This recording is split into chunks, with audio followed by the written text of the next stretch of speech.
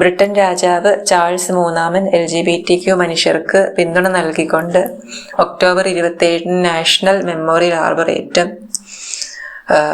ആർബറേറ്റത്തിൽ തുറന്ന കത്ത് എന്ന അർത്ഥം വരുന്ന ആൻ ഓപ്പൺഡ് ലെറ്റർ എന്ന പേരിൽ സ്മാരകം അനാച്ഛാദനം ചെയ്തു. സൈന്യത്തിൽ സ്വവർഗാനുരാഗികളെ നിരോധിച്ചിരുന്ന സമയത്ത് സേവ ചെയ്തിരുന്നവരും ഇപ്പോൾ സേവ ചെയ്യുന്നവരുമായിട്ടുള്ള LGBTQ മനുഷ്യർക്ക് ആദരമർപ്പിച്ചുകൊണ്ടാണ് ഈ സ്മാരകം പണി കഴിപ്പിച്ചിരിക്കുന്നത്. 1967 മുതൽ 2000 വരെ ബ്രിട്ടൻ സൈന്യത്തിലെ LGBTQ മനുഷ്യർക്ക് നിരോധനം ഏർപ്പെടുത്തിയിരുന്നു. ജനുവരി 11, 2000 ഈ നിരോധനം നീക്കിയത്. ഫൈറ്റിംഗ് വിത്ത് പ്രൈഡ് എന്ന ബ്രിട്ടൻ ചാരിറ്റിയാണ് ഇതിന്റെ നിർമ്മാണത്തിന് നേതൃത്വം കൊടുത്തത്.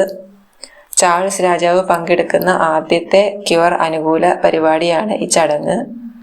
മുൻപ് സേവ ചെയ്തിരുന്നവരും ഇപ്പോൾ ചെയ്യുന്നവരുമായിട്ടുള്ള LGBTQ കമ്മ്യൂണിറ്റിയിലെ നിരവധി ആളുകൾ ഇതിൽ പങ്കെടുത്തിരുന്നു.